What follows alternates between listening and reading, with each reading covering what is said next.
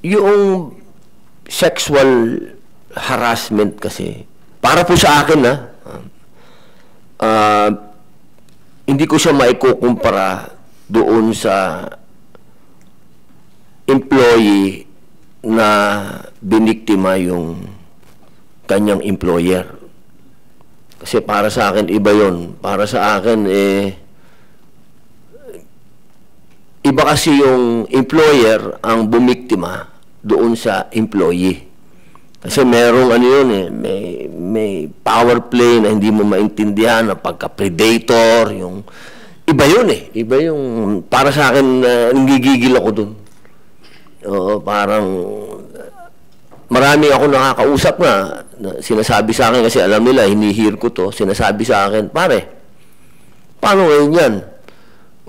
Bawal na ngayon ng muy simpatiko. Sabihin, yung panahon, kasi generation yan tandaan natin, sa generation namin dati, okay lang yan.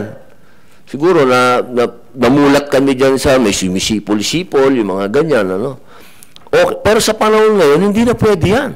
Diba? Bawal na yan. Hindi mo na pwede gawin yan.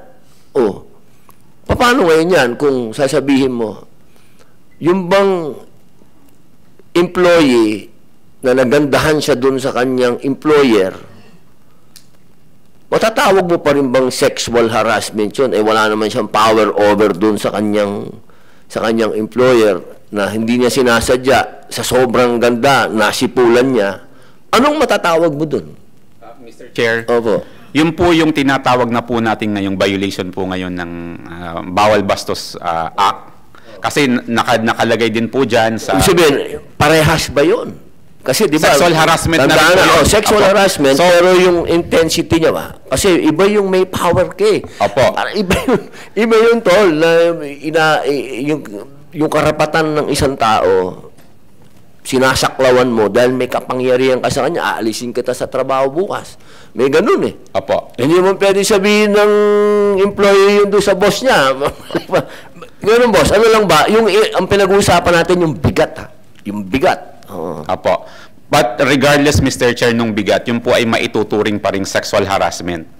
Yun po yung binago na pong konsepto under Republic Act 1131. Saan nagkakatalo yun? Sa penalty? Opo, Mr. Chair. Sa penalty nagkakatalo. Opo, sa penalty at kung saan po ginawa yung overt act ng sexual harassment.